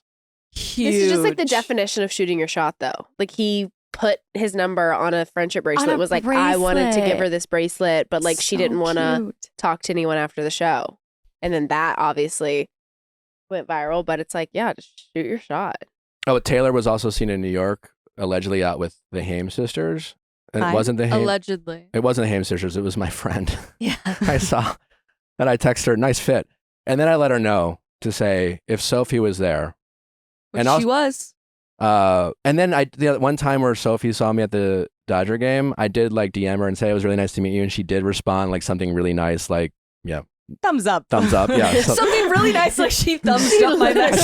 she didn't thumbs up Not it, a nicest but she thing like she could say. definitely like acknowledged it. But as she was married at the time, very respectful queen. And then I messaged Sophia and just let her know that here at the household, Sophia. Team Sophia, Who's Sophia. Sophia? Sophie. Sophie Turner. Joel and Sorry. It's like Sophia. the Sophie. opposite of a nickname. Like you just make it a Sophie. little longer. Sophie, sorry. Yeah. I messaged Sophie here at the household. We're Team Sophie. She didn't Obsessed. did not respond. She didn't double tap. She didn't thumbs it up. But I thought it was important for her to know that she has our support. Of course. Yeah. That Of was course. iconic too. Like Taylor being arm in arm with her. I'm Right. like, But that's what I'm so She made fascinated about the it. Travis thing is that nothing Taylor does is an accident. It's not a coincidence. It is well thought through. Because Natalie yesterday, she's like, well, they weren't holding hands, at the end. And I'm like, she could have just left. She could have, game ends. Travis's mom and Taylor, they could have just Private jet. privately walked out, gone to met up at Travis's house or somewhere. Who knows? No, she went down to the locker room and walked out with them. So what if they're not holding hands? Holding hands would have almost been like too much. Yeah. Like she was with his mom. She met met the his family. mom. Yeah. And they're like, they look like best friends. Yes. They were Yes. having so much fun together. So much fun. Yeah. My boyfriend was telling me about a tweet or something that was like, thank God Taylor Swift found music and wasn't like a serial killer, because she would be the most prolific serial killer of our time when you think about how like thorough and thoughtful she is. True. And I've been thinking about that ever Her since. man was wearing an outfit that was labeled 1989. And then they left like 2 bandits in a convertible on their in a getaway car. Oh my God. Yeah, it was Our beautiful. songs already been written. Reputation's coming Songs down. already been written. Literally already Yeah. because And she's then they went to a restaurant and they paid for everyone to leave so that they could eat there. Generous queen. That's what happens when you make $1 billion on a world But what tour. if they were like not done eating yet? Like, what if people didn't want to go? I would buck myself. Well, they probably up did for a kick couple people out, hundred but they're and just like, more all like right, they're you more. know? Yeah, they probably just reserved. I think they did kick people out. The quote was, they were eating and the waitress came up to them and said, here's the deal. Everything's paid for, but you have to leave, like right now. But this girl texted her friend and was like, how insane is this? Like, this just happened. Like, what a good story. I would I'm be sure they give them honored. boxes. Yeah. You would be honored. If Taylor Yes. Swift kicked me out of a restaurant, Well, I would That's Going fun. forward for the rest of your life. salute her. Yeah, thank you. For the rest of your life, Thank you're like, you. I don't know, did like Taylor Swift ever buy you dinner? No, Exactly. that's your 2 truths and a lie. Taylor Swift bought me dinner. That's good. I broke my ankle when I was 6, and I've never been to Disneyland. Yeah. Like, that's crazy. Which one's the lie? I did not break my ankle. You've never been to Disneyland? Wait. Wait, how does this game work? Two lies and a truth. I think those were all No, I lies. literally just made those up. I wasn't. Well, she wasn't yeah. referring to her. No, I was just making shit up. Rachel, I know obviously we can't talk too much about your love life because you might be engaged, you might be in a relationship, we don't know. But what has, no disrespect to what might be your current partner now. I don't know if you're in a relationship, but like, what has dating been like for you since the Tino breakup? Obviously, it's not easy to date in Bachelor world. Have you gone on any dates with anyone out in Bachelor Nation? Because it is easier sometimes to date in the franchise. Very relatable. Totally. You don't have to explain yourself. There's nothing worse than going on a date and realizing they're a fan. That sucks. Yes, yeah. Well, my new red flag is if they said, I watched your season or I applied for your season so I'm red flag. That's my newest. No. Yeah. But you're right. There is some, I think, form of security in Bachelor Nation just because we truly know what it's like to be dating in that environment and then dating outside. And you're right. It's very nice. But as for dating since my breakup on The Bachelorette, I did start seeing someone very, very quickly after AFR, which at the time there had been time past, but I think I felt a lot of pressure in myself to feel like, oh, see, like I'm desirable and I've moved on and I'm dating. And he was such a great guy. Honestly, we had such a great time, but there was so much I still had to heal from, not only just from Bachelorette, from Bachelor and coming off of everything. And so that was, dating. We didn't really actually make things official. But yeah, for a little bit, I saw someone. And then after that, I've been really completely single until Paradise. So I was able to really take self-reflection and figure out what I had been through and be really prepared for my new partner on the beach. And yeah, so that was something that was really nice. Nice. I love Yeah. that. Also, are you flying these days? So that's a whole story. It is. So I the am a whole story? teacher. I'm a flight instructor. Oh, that's right. Yes. Yes. Yes. And a lot of people, there's a lot of oh, she's not flying anymore. I 100% plan on going back. I love it. I taught in between Bachelor and Bachelorette. It was so hard being a woman in just an area of men when a show is airing, especially a show like Bachelor, where I'm looking unstable and it's tough. My students are 17-year-old boys. They're very aware of what's happening. And I mean, just the whispers around the airport and things like that. It was hard. Yeah, nightmare. It was horrible. It's actually funny. I was just talking, my best friend, he worked with me and I got announced as Bachelorette while I was still working there. And my boss's boss, he walked in when I was the day I resigned and he was I don't even understand. She's not that attractive. I don't get it. The way they treat women, that's a whole So story degrading. I could go Oh on my about. God. So I did take time off for Bachelorette. It was I'm going to move. I'm going to take time off. I got surgeries and then that was a pause. And now Paradise is airing. So as soon as, I'm not on the screen, I can't wait to get back and start teaching. It's yeah, gonna be you nice. are Yeah. very vocal, which I love, about your breast reduction surgery. Yes. Is that something that, like, I know there's probably a ton of women who it's something that they struggle with their whole life. Like, how did you find the confidence to, like, finally, because I know, like, I work in plastic surgery, so I see a lot of the fears are like scarring and like, are people going to want to have sex with me or like think I'm beautiful if I have like scars on my breast? Like, how did you find the confidence to do that? Yeah, I get that question all the time too. Like the amount of women I get messages every single day about it. I have always, my whole life, just been a shorter person. I feel like they didn't really fit my body. Yeah.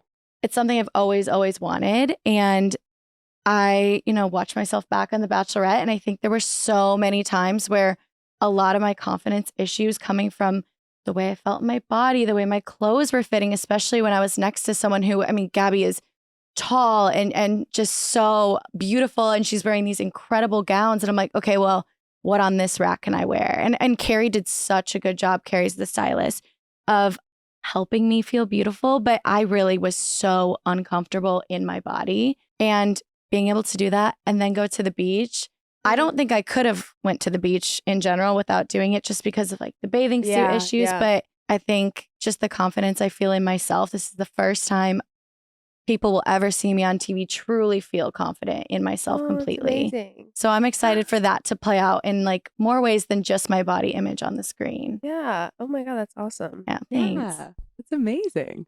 I also just want to go back and acknowledge the work stuff, because I know you said you want to go back, but I also feel like there's like this weird pressure that some fans in Bachelor Nation will put on cast, where it's just like, you've changed. It's like, I sold fucking software. Sorry, I don't want to go back. It's insane. And teacher, nurse, whatever it is that these people might have done they didn't go back to, it's like, yes, they're noble professions. And I quite loved my job that I had and was grateful to have it. But like, I'm not less of a fucking person for like trying this new thing out and taking a chance. Like, exactly. Leave me alone. I'm like, genuinely, that's the comment I think that gets to me the most. And it's just like, even when I was working full time, I'm not posting about aviation every day.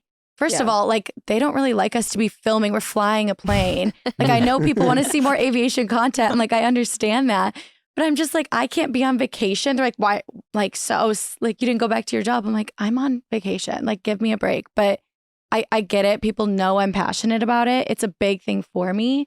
So I think people are like, oh, what's happening? But yeah, like you said, we get this incredible opportunity. I got to go back down to the beach. I'm like, I'm going to give myself some time off. And then I have the rest of my life to do that. And it is what I love. But like, it's insane. People say that to me too. And it's like, I'm working. You're like I'm not on my work phone. currently. Like, what do you mean? Right. Yeah. And even if you decide to take a break or not go back, like anyone Then who's been that's a okay. teacher, you know how impossible it would be to go back and be a teacher, like you said, and 17-year-old boys or high school students, if, in Michelle's situation, like how much of a challenge that could be to go back and try to like run a classroom, virtually impossible. So like, and even if that's not the case, even if all you want to do is like maybe take a break and try a new thing, there's nothing fucking wrong with it. But some weird circles in Bachelor Nation will like try to shame you back into like going back to like what you did before, as if like you're a worse person because you want to try something new or take a risk, It's so or wait bizarre. for stuff to cool down so you could actually rejoin a professional environment and be treated like a professional. Exactly. That's exactly it too, because you wouldn't be treated like a professional when you're like on screen, like I'm crying on stairs and you want me to like teach someone what a stall angle is. They're like, oh, I watched you in Fantasy Suites last night. Like, how are you supposed to react to that? Like things like that. Like me doing the T-Rex, wearing a turtleneck. I know, so many moments that my students wouldn't take me seriously if I had them. Yeah, exactly. We hardly take you seriously. Yeah, exactly. Totally. Did you guys see Kaylin and Dean's wedding?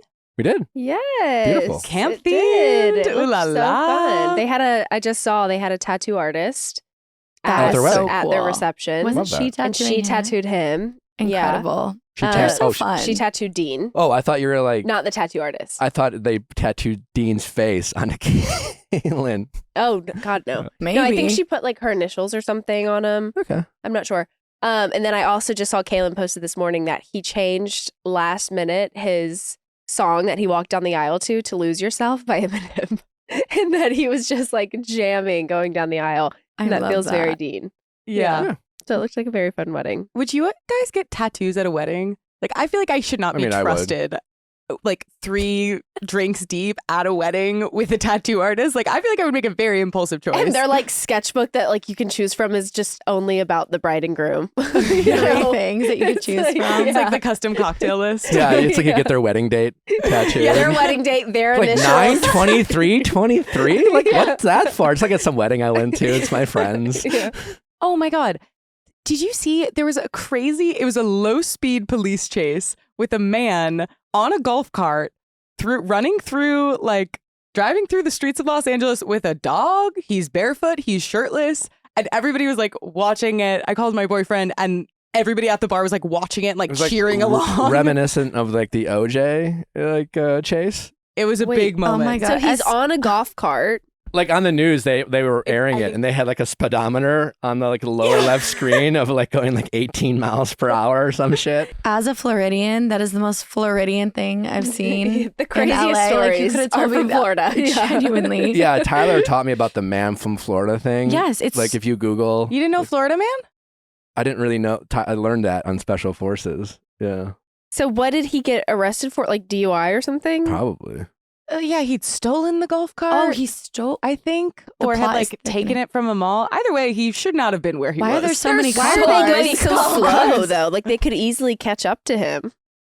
That is like, yeah. Why don't they just? Throw a spike strip out or something. And then the dog was like running over and wanting like pets from Is all that the police Kiki? officers.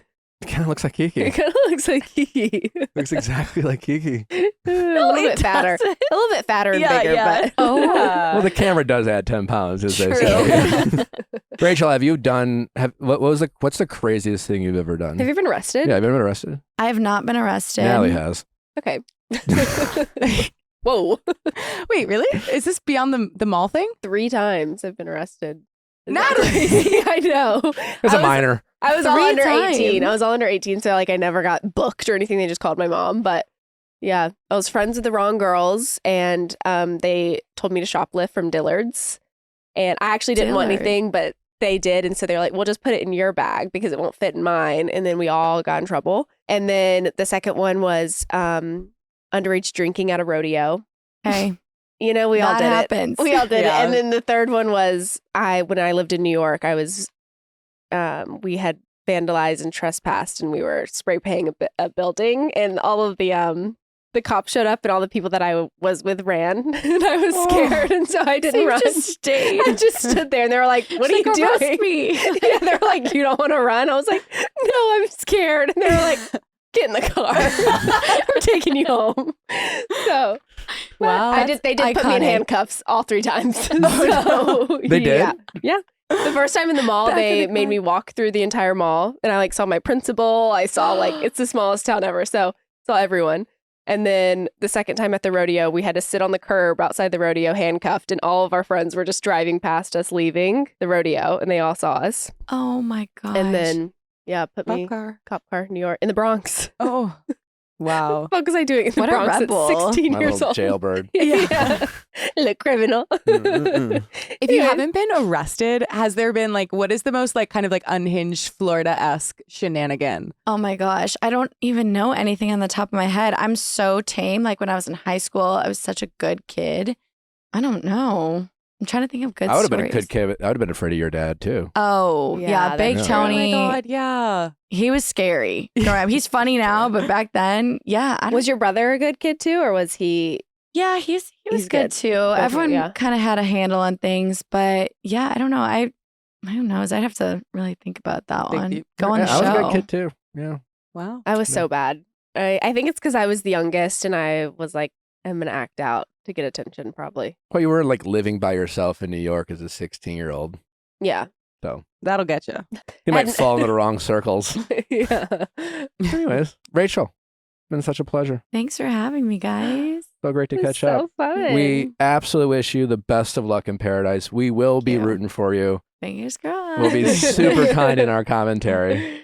Yeah, just take it a little bit easier on me Who, this time. A pinch. Is there pinch. a character, Brayden? hmm You were sitting next to Brayden at AFR, was it AFR or I something?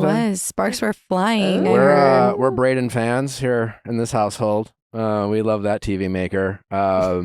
He is incredible TV. Incredible. But the person, Braden. Yes. What do you think? I really like Braden. I think I was lucky when I came down. I had not watched Charity Season. I was just meeting him for the first time. He was such a light, like on the beach. Like people would just be in such a good mood around him. I'm excited for him to get another chance in Paradise and see where that goes. Do you think there's a fan favorite out there who may not be a fan favorite by the time Paradise is done?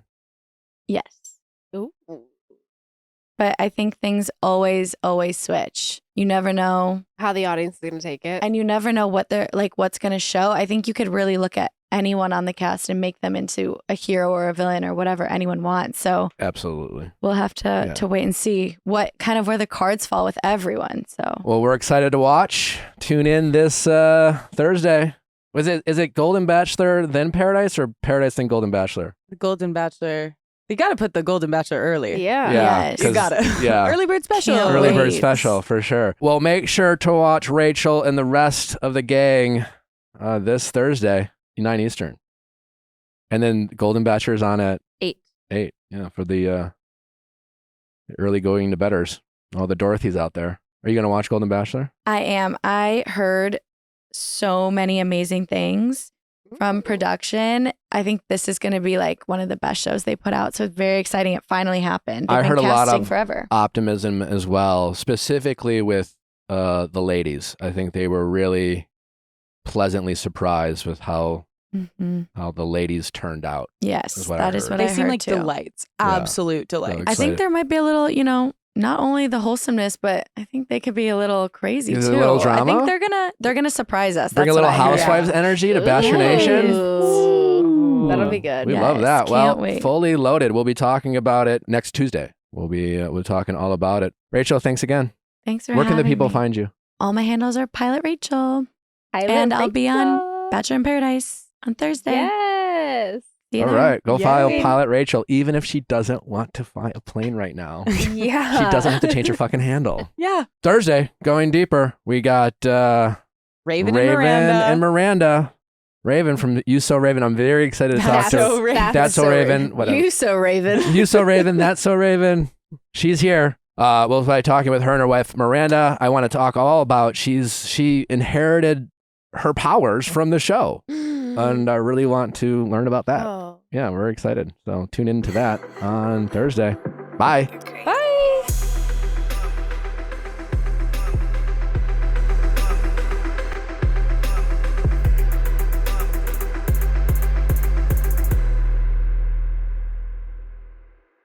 Hey guys, if you loved what you listened to, make sure you hit that subscribe button below. Thanks for listening. We'll see you next time.